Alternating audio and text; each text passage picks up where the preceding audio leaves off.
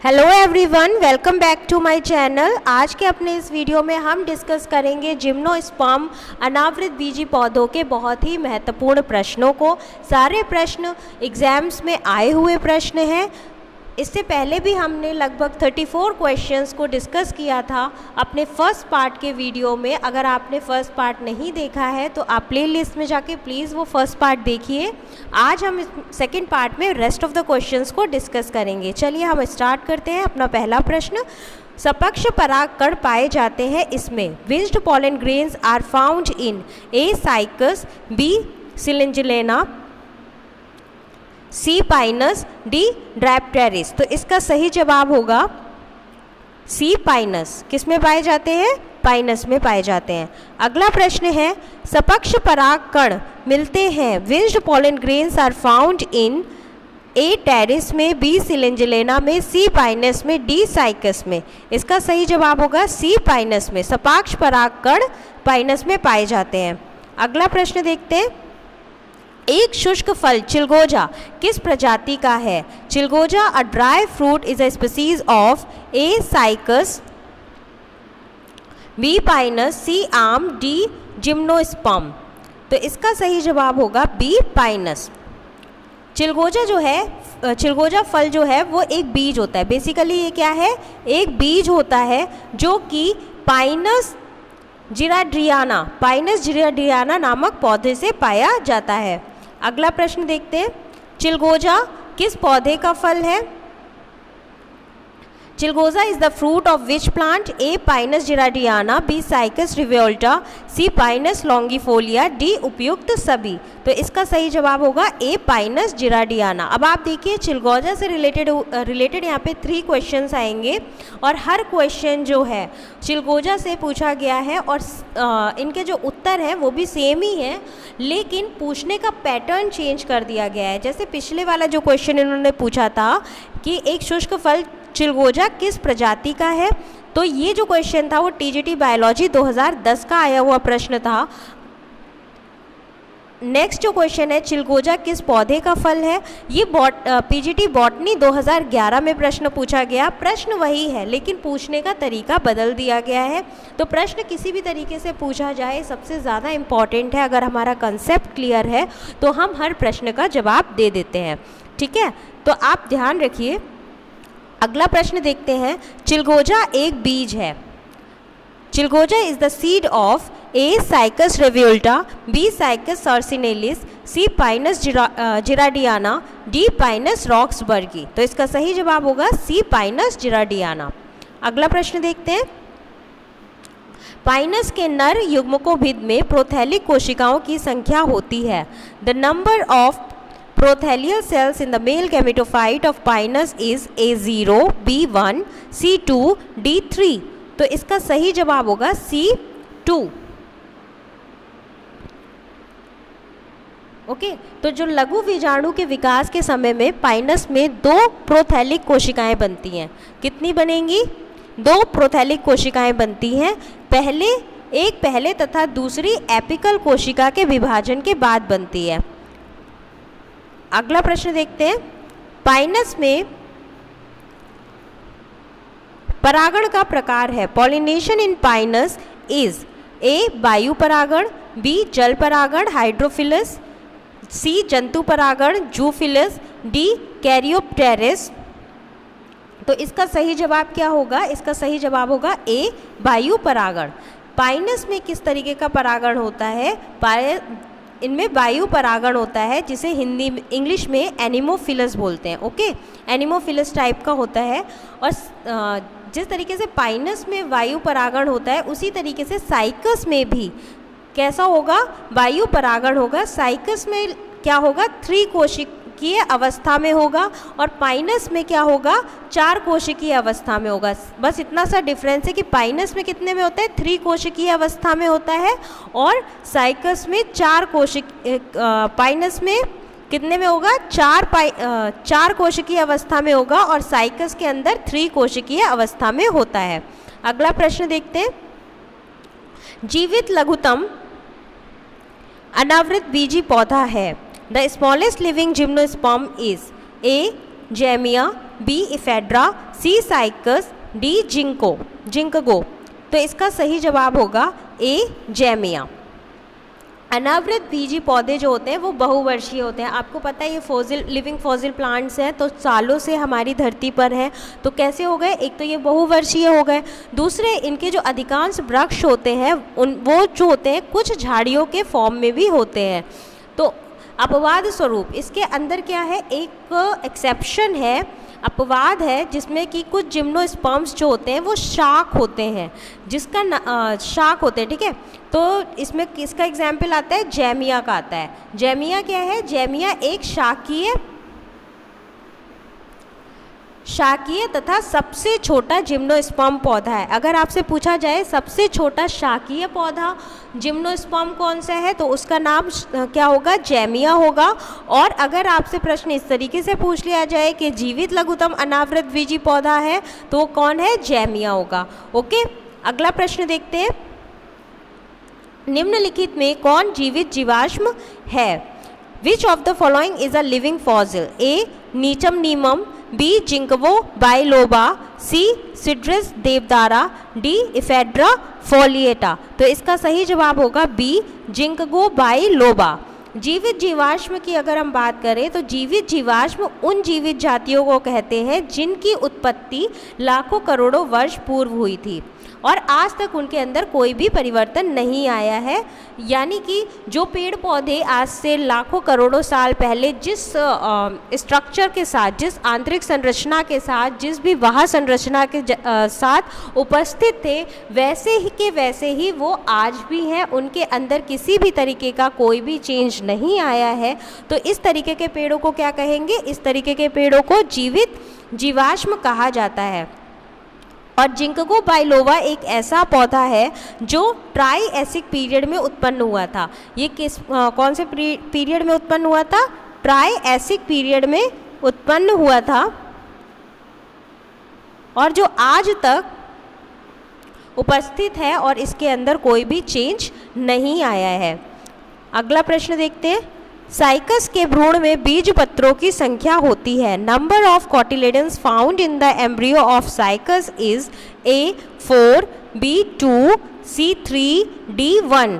तो इसका सही जवाब होगा बी 2। साइकस के भ्रूण में बीज पत्रों की 2 संख्या होती है। साइकस में के बीज में प्रारंभिक अवस्था में कई भ्रूण होते हैं, लेकिन जब यही भ्रूण जो परिपक्व हो जाता है, मैच्योर हो जाता है, तब क्या होता है, सिर्फ एक ही भ्रूण बचता है। बाकी जितने भी भ्रूण होते हैं वो कैसे हो जाते हैं, नष्ट हो जाते हैं, डिस्ट्रॉय हो जाते हैं। और हर भ्रूण में 2 बीज पत्र और 1 रेडिकल, क्या क्या मिलेगा, 1 बीज पत्र मिलेगा, 2 बीज पत्र मिलेंगे, 1 रेडिकल मिलेगा और 1 प्ल्यूम्यूल पाया जाता है। क्या पाया जाता है? प्ल्यूमूल पाया जाता है। ठीक है, तो कितना चीज़ें मिली? इसमें 3 चीज़ें प्राप्त होंगी। साइकस के भ्रूण के बीज पत्रों में 2 बीज पत्र होंगे, 1 रेडिकल होगा और दूसरा क्या होगा, 1 प्ल्यूम्यूल पाया जाएगा। अगला प्रश्न देखते हैं। पौधों में सबसे बड़ा अंडा पाया जाता है। In plant largest egg is found in A cycas में, बी सिकोया में, सी पाइनस में, डी सिलेंजुलेना में। तो इसका सही जवाब होगा ए साइकस में। पादप जगत में साइकस के पौधे में सबसे बड़ा बीजांड तथा सबसे बड़ी अंड कोशिका यानी एग सेल या फिर ओ स्फीयर पाई जाती है। अगला प्रश्न देखते हैं। साइकस तथा कॉनिफर्स के मध्य संयोजी कड़ी है। The connecting link between Cycas and conifers is A. ephedra, B. cupressus, C. ginkgo, D. suga। तो इसका सही जवाब होगा C. जिंकगो। जिंकगो को साइकस तथा कॉनिफेरस के बीच की संयोजी कड़ी मानते हैं। इसमें दोनों समूहों से संबंधित कुछ लक्षण पाए जाते हैं, इसीलिए इसको क्या कहते हैं, संयोजी कड़ी बोलते हैं। अगला प्रश्न देखते हैं। पर्ण मेखला अनुपद पाए जाते हैं। Girdling leaf traces are the characteristic features of the stem of A. Cycas के तने में, B. पाइनस के तने में, D. इफेड्रा के तने में, D. नीटम के तने में। तो इसका सही जवाब होगा A. साइकस के तने में। साइकस के तने में गर्डल ट्रेस पाए जाते हैं। और इसमें क्या होता है, हर पत्ती के आधार पर 4 संवहन बंडल प्रवेश करते हैं।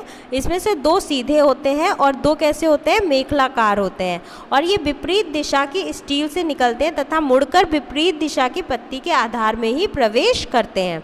अगला प्रश्न देखते हैं, किस पौधे में गर्डल ट्रेस पाए जाते हैं? Which plant has girdle traces? A Pinus, B ephedra, C cycas, D ऑरिकेरिया।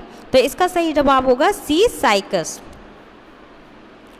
अगला प्रश्न, ट्रांसफ्यूजन उत्तक उपस्थित होता है पत्तियों में। The transfusion tissue is found in the leaves of A Dryopteris की, बी साइकस की, सी पाइनस की, डी साइकस और पाइनस दोनों की। तो इसका सही जवाब होगा डी साइकस और पाइनस दोनों की। ट्रांसफ्यूजन उत्तक साइकस और पाइनस दोनों की पत्तियों में ही पाया जाता है। साइकस में ये उत्तक ट्रैकिड्स के बने होते हैं। किसके बने होते हैं? साइकस में तो ये ट्रैकिड्स के बने होते हैं, ओके। लेकिन पाइनस में ये ट्रैकिड्स के साथ साथ पैरेनकाइमा के भी बने होते हैं। इसमें क्या होगा? पैरेनकाइमा भी होगा। और इनका काम क्या होता है? इन उत्तकों का, टिश्यूज़ का काम होता है जल और खनिज का पत्रकों के अंतिम सिरों तक परिवहन करना। अगला प्रश्न देखते हैं, पादप जगत में सबसे बड़े नर युग्मक पाए जाते हैं। Largest male gametes in plant kingdom are produced, A Cedrus, B Cycas, C Agathis, D Pinus. तो इसका सही जवाब क्या होगा? इसका सही जवाब होगा बी साइकस। साइकस के नर युग्मक या एंथ्रोजॉइड्स, नर युग्मक को क्या कहते हैं? एंथ्रोजॉइड्स भी बोलते हैं इनको। ये संपूर्ण पादप जगत में सबसे बड़े होते हैं और इनका साइज़ कितना होता है? इनका साइज़ 200 से 300 म्यू होता है, ओके। और ये कैसे होते हैं? ये बहुरोमायुक्त होते हैं। अगला प्रश्न देखते हैं, सबसे बड़े शुक्राणु होते हैं। Largest sperm are produced by, A Cycas, B Pinus, D Dryopteris, D Selaginella. तो इसका सही जवाब होगा ए साइकस। अगला प्रश्न देखते हैं, सबसे बड़े आकार के नर युग्मक पाए जाते हैं। The largest size of male gametes is found in, A pinus में, बी टेरिस में, सी राइजोपस में, डी साइकस में। सही जवाब होगा डी साइकस में। सबसे बड़े आकार के नर युग्मक साइकस में पाए जाते हैं। अगला प्रश्न, किस पौधे का ओव्यूल सबसे बड़ा होता है? विच plant has the largest ovule? A Pinus का, बी मैंजीफेरा का, सी साइकस, डी नीटम। तो इसका सही जवाब होगा सी साइकस। जितने भी पादप जगत में, समस्त पादप जगत में सबसे बड़ा ओव्यूल साइकस के पौधे का होता है, ओके। जितने भी प्लांट किंगडम के अंदर पेड़ आते हैं तो सबसे बड़ा ओव्यूल किसका होगा? साइकस का ही होगा। साइकस के नर युग्मक या शुक्राणु, जिसे एंथ्रोजॉइड्स कहते हैं, ये सभी पादप जगत में सबसे बड़े होते हैं। अगला प्रश्न देखते हैं, टीक लकड़ी प्राप्त की जाती है इसमें। Teak wood is obtained from, A Pinus roxburghii, B Tectona grandis, C Dalbergia sissoo, D Butea monosperma. तो इसका सही जवाब होगा बी टैक्टोना ग्रैंडिस। अगला प्रश्न देखते हैं, सही कथन को चिन्हित कीजिए। इसमें आपको सही कथन को बताना है। Point out the correct statement. A Pinus के लघु बीजाणु पंख युक्त होते हैं, बी साइकस के लघु बीजाणु नावनुमा होते हैं, सी दोनों ए और बी सही हैं, डी दोनों ए और बी गलत हैं। तो इसका सही जवाब क्या होगा? इसका सही जवाब होगा सी, दोनों ए और बी सही हैं। Both A and B are correct. Microspores of pinus are winged, microspores of cycas are boat shaped. Pinus के लघु बीजाणु 2 पंख युक्त होते हैं और साइकस के बोट की शेप के होते हैं, नाव आकार के होते हैं। अगला प्रश्न देखते हैं, जिम्नोस्पर्म्स नग्न बीजी होते हैं क्योंकि उनमें अनुपस्थित रहता है। Gymnosperms are naked seeded because they lack, A भ्रूण, बी बीजावरण, सी अंडाशय, डी भ्रूणपोष। A embryo, B seed coat, C ovary, D endosperm. तो इसका सही जवाब होगा सी अंडाशय। जिम्नोस्पर्म्स के पौधों पर पुष्प नहीं पाए जाते हैं। इनका जो ओवरी होता है वो पुष्प का ही एक भाग होता है, मतलब फूल का ही एक पार्ट क्या है, ओवरी होता है, जो कि निषेचन के पश्चात फल बनता है और बीज फल में बंद होते हैं, परंतु अंडाशय के अभाव में जिम्नोस्पर्म में फल नहीं बनता है तथा बीज नेकेड होते हैं।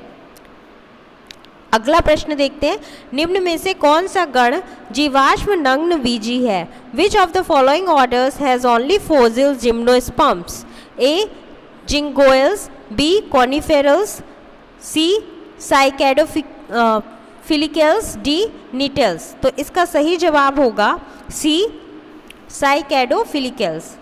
साइकैडोफिलिकल्स में सभी जीवित जीवाश्म सदस्य आते हैं। कौन आता है इसमें? एक तो सभी जीवित जीवाश्म सदस्य होते हैं, ठीक है, साइकैडोफिलिकल्स में। और कॉनिफेरल्स में क्या होता है, जीवाश्म तथा जीवित सदस्य होंगे। इसके अंदर कैसे आएंगे, जीवाश्म और जीवित दोनों ही सदस्य होंगे। अगर हम बात करें जिंक गोयल्स की, तो जिंक गोयल्स में जीवाश्म तथा जीवित सदस्य होंगे। और निटल्स जो है इसमें सभी सदस्य जीवित होंगे। निटल्स के अंदर सभी जीवित सदस्य ही पाए जाएंगे, जीवाश्म नहीं होंगे। अगला प्रश्न देखते हैं, निम्न में से किस प्रकार के मादा युग्मकोभिद के परिवर्धन होने में नीटम आवृत बीजियों के समान होता है? Genitum resembles angiosperms in showing which one of the following types of female gametophyte development? A एक बीजाणुक, B द्विबीजाणुक, C एंडाइमियन, D चतुष्की बीजाणुक। तो इसका सही जवाब होगा D चतुष्की बीजाणुक टेट्रास्पोरिक। नीटम एक जिम्नोस्पर्म पौधा है। इसमें क्या होता है, इसमें मादा गैमेटोफाइट का परिवर्धन कुछ आवृत बीजियों के समान चतुष्की बीजाणुक या टेट्रास्पोरिक होता है। अगला प्रश्न देखते हैं, वाहिकाएं पाई जाती हैं। Vessels are found in A pinus में, बी इफेड्रा में, सी साइकस में, डी उपयुक्त में से किसी में नहीं। तो इसका सही जवाब होगा बी इफेड्रा में। इफेड्रा में वाहिकाएं पाई जाती हैं। प्रायः जिम्नोस्पर्म्स पौधों में वेसल्स नहीं पाई जाती हैं, ये नॉन वेस्कुलर प्लांट्स होते हैं। लेकिन यहाँ पर एक एक्सेप्शन है नीटल गण का, यानी कि जो नीटल ऑर्डर है इनके जितने भी पेड़ पौधे होंगे इस ऑर्डर के, जैसे इफेड्रा अगर आपको यहाँ पे दे रखा है तो इफेड्रा आप ऑप्शन लगाएंगे। अगर इफेड्रा नहीं दे रखा है तो आपको वेल्विशिचिया याद रखना है, ठीक है, वेल्विशिचिया याद रखना है। और ये इनमें क्या होता है, नीटम में वाहिकाएं पाई जाती हैं। इस लक्षण की उपस्थिति के कारण आवृत बीजी में समानता दर्शाते हैं। अब आपको ये दो नाम याद रखने हैं। अगर आपको जिम्नोस्पर्म से रिलेटेड क्वेश्चन आता है और उसमें आपसे पूछा जाता है कि वाहिकाएं पाई जाती हैं, अगर इफेड्रा है तो ठीक है आप इफेड्रा पे टिक लगाइए। अगर इफेड्रा नहीं लिखा है तो आप वेल्विशिचिया पर टिक लगाएंगे। या तो इफेड्रा दे रखा होगा आपको या वेल्विशिचिया दे रखा होगा। अगला प्रश्न देखते हैं, वाहिकाएं प्रदर्शित होती हैं। The vessels are shown in A cycas में, बी सिड्रस में, सी पाइनस में, डी इफेड्रा में। तो इसका सही जवाब होगा डी इफेड्रा। नेक्स्ट क्वेश्चन, निम्नलिखित में से किसमें वाहिकाएं पाई जाती हैं? In which of the following vessels are found? A Lycopodium, B Adiantum, C cycas, D Ephedra. इसका सही जवाब होगा डी इफेड्रा। अगला प्रश्न देखते हैं, अनावृत बीजियों में भ्रूणपोष होता है। In gymnosperms the endosperm is बहुगुणित पॉलीपॉइड, बी त्रिगुणित ट्राइप्लॉइड, सी द्विगुणित डिप्लॉइड, डी अगुणित हैप्लॉइड। तो इसका सही जवाब होगा डी अगुणित होती है, हैप्लॉइड होती है। अनावृत बीजियों में जो एंडोस्पर्म जो होता है वो निषेचन से पहले बनता है। निषेचन मतलब फर्टिलाइजेशन से पहले ही बन जाता है। और इसमें एक अगुणित यानी कि एन संरचना होती है। इन पौधों में भ्रूणपोष मादा युग्मकोभिद को प्रदर्शित करती है। इसके विपरीत जो आवृत बीजी पौधों में भ्रूणपोष निषेचन के पश्चात बनता है, जो कि एक त्रिगुणित यानी कि 3n नंबर्स में होता है। अगला प्रश्न देखते हैं, जिम्नोस्पर्म का एंडोस्पर्म होता है A haploid, B diploid, C triploid, D polyploid. The endosperm in gymnosperms is haploid, B diploid, C triploid, D polyploid. तो इसका सही जवाब होगा ए हैप्लॉइड। नेक्स्ट क्वेश्चन देखते हैं, नग्न बीजी पौधों में भ्रूणपोष होता है। The endosperm in gymnosperms is A अगुणित, बी द्विगुणित, सी त्रिगुणित, डी बहुगुणित। तो इसका सही जवाब होगा ए अगुणित, हैप्लॉइड होता है। अगला प्रश्न देखते हैं, भ्रूणपोष एक युग्मकोविद उत्तक होता है। The endosperm is a gametophytic tissue in A gymnosperm में, बी एंजियोस्पर्म में, सी टेरिडोफाइट्स में, डी ब्रायोफाइट्स में। इसका सही जवाब होगा ए जिम्नोस्पर्म्स में। भ्रूणपोष का निर्माण जिम्नोस्पर्म और एंजियोस्पर्म पौधों में ही होता है। जिम्नोस्पर्म में ये निषेचन यानी फर्टिलाइजेशन से पहले बनता है, और जो मादा युग्मकोविद होती है यानी कि मेल गैमेटोफाइट होता है, कैसी होती है फीमेल युग्मकोविद होता है, और एंजियोस्पर्म में ये फर्टिलाइजेशन के बाद बनता है। अगला प्रश्न देखते हैं, मेड्यूलरी रे में रे ट्रैकेट्स उपस्थित होते हैं। In medullary rays ray tracheids are present in A cycas में, बी पाइनस में, सी इफेड्रा में, डी उपयुक्त सभी में। तो इसका सही जवाब होगा डी उपयुक्त सभी में। मेड्यूलरी रे में रे ट्रैकेट्स साइकस, पाइनस, इफेड्रा तीनों में ही पाए जाते हैं। अगला प्रश्न देखते हैं, मादा शंकु अनुपस्थित होती है पाइनस में, इफेड्रा में, साइकस में, उपयुक्त में कोई नहीं। The female cones are absent in A Pinus, B ephedra, C cycas, D none of above. तो इसका सही जवाब क्या होगा? इसका सही जवाब होगा सी साइकस। साइकस में नर शंकुओं की भांति संहित मादा शंकु कॉम्पैक्ट फीमेल कोन नहीं पाए जाते हैं। ठीक है, इसमें क्या होता है, फीमेल्स में कॉम्पैक्ट फीमेल कोन एब्सेंट होते हैं, जिससे इसमें गुरु बीजाणुपर्ण यानी मेगा स्पोरोफिल स्तंभ के शीर्ष पर सामान्य एवं शल्य पर्णों के बीच अग्रविसारी एक्रोपिटल क्रम में उपस्थित होता है। तो ये थे हमारे जिम्नोस्पर्म से रिलेटेड सभी प्रश्न जिनको हमने पार्ट 1 पार्ट 2 में डिस्कस किया है। ये सारे ही प्रश्न बहुत इंपॉर्टेंट हैं और एक एक प्रश्न आपके एग्ज़ाम्स में आया हुआ प्रश्न है, इसलिए आप लोग ज़्यादा से ज़्यादा इसको प्रैक्टिस कीजिए, क्योंकि एग्ज़ाम्स में रिपीटेटिव क्वेश्चंस बहुत आते हैं। आप जितना प्रैक्टिस करेंगे आपका कंसेप्ट भी क्लियर होगा, कंसेप्ट क्लियर होने के साथ साथ आपका प्रैक्टिस भी होगी, जिससे कि आपको बेहतर रिजल्ट मिलेगा। तो आप लोग प्रैक्टिस सेट लगाते रहिए। अगर आपको कोई सजेशन हो तो आप मुझे कमेंट बॉक्स में भी सजेस्ट कर सकते हैं, या फिर आप मुझे मेरे टेलीग्राम चैनल पे भी सजेस्ट कर सकते हैं। तो आप वहाँ पर टेलीग्राम से आप पीडीएफ लेना चाहें तो आप ले सकते हैं। आप मेरा टेलीग्राम चैनल डिस्क्रिप्शन बॉक्स में लिंक दिया होगा, उस पर आइए और पीडीएफ को आप वहाँ से आराम से पढ़ सकते हैं। ठीक है, अगर आपको मेरा ये वीडियो पसंद आया हो तो प्लीज़ मेरे चैनल को लाइक करें, शेयर करें और सब्सक्राइब करें।